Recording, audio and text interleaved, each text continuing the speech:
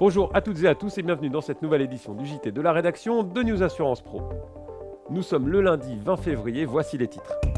Cette semaine, c'est bien le début de la saison des résultats puisque nous retrouvons moins d'un mois après la FFSA le bilan des adhérents du GEMA pour l'année 2011. Ensuite, nous écouterons Henri Decastre parler des résultats du groupe AXA suite à la conférence de presse de présentation de ces résultats qui avait lieu jeudi 16 février. Enfin, nous reviendrons sur les renouvellements de SCOR en P&C annoncés il y a 2 semaines maintenant mais que nous n'avions pu vous diffuser dans les temps. Quelques semaines après la FFSA, le groupement des entreprises mutuelles d'assurance a présenté ses résultats. Le moins que l'on puisse dire, c'est que les deux familles de l'assurance sont réunies dans les bilans. Mauvais en assurance vie et bien mieux en assurance de dommages.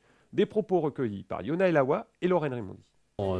Sur le secteur traditionnel des mutuelles du GEMA, l'IRD, nous avons eu un accroissement du chiffre d'affaires de 5%, qui nous apparaît comme un bon résultat. En branche vie épargne, nous sommes dans la tendance du marché, mais nous faisons mieux que la moitié du marché, puisque la baisse au niveau des souscriptions est de l'ordre de 11,5-11,7%, alors que le marché ressort à 14%. Sur la santé, c'est un peu la même chose. Les mutuelles du GEMA, soit directement ou indirectement, proposent maintenant des complémentaires santé. C'est un secteur qui nous apparaît complémentaire à notre activité IRD. Et là, d'évidence, nous sommes sur une logique de croissance avec une bonne pente.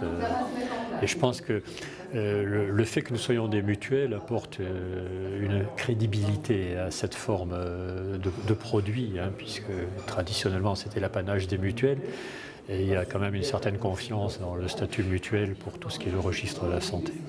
Résultat toujours, le numéro 1 français AXA a lui aussi livré ses chiffres pour 2011. Légère contraction du chiffre d'affaires global, mais forte hausse du résultat net et du résultat opérationnel sont autant d'indicateurs positifs pour son PDG Henri Decastre.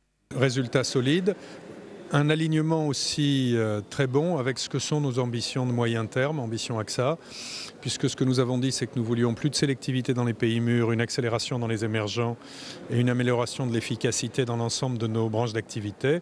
C'est ce qu'on voit au travers des chiffres, où les résultats de l'assurance dommage s'améliorent, où les marges en assurance vie progressent et où la situation s'améliore progressivement dans l'asset management. D'abord, le chiffre d'affaires, il ne se contracte pas partout.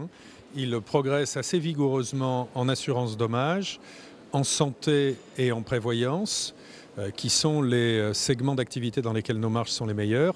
Il se contracte sur la partie fonds généraux en épargne. Et effectivement, ça conduit à une légère contraction du chiffre d'affaires total. C'est tout à fait ce que vous dites, c'est-à-dire que c'est la marque de la sélectivité.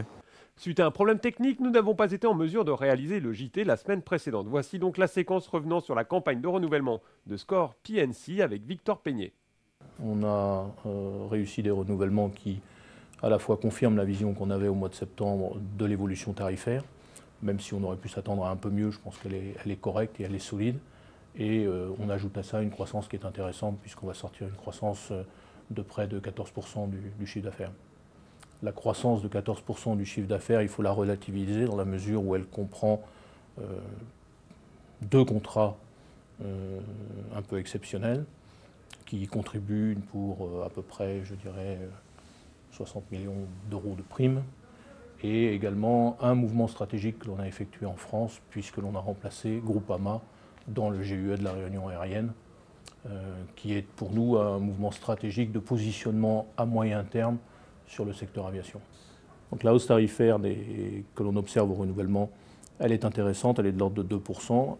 Elle traduit une tendance de fond à la hausse, à la fois en assurance et en réassurance.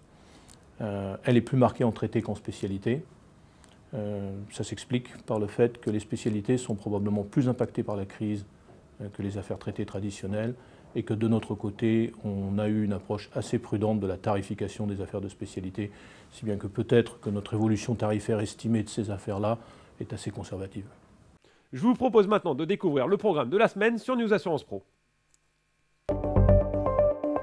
La semaine dernière, comme cette semaine, nous vous proposons le JT des réseaux. La semaine passée, nous avons parlé des contrôles ACP pour les intermédiaires et cette semaine, nous ferons un point sur l'actualité justement de ces intermédiaires d'assurance. Voilà, c'est la fin de cette édition. Je vous donne rendez-vous la semaine prochaine pour un nouveau JT de la rédaction de News Assurance Pro.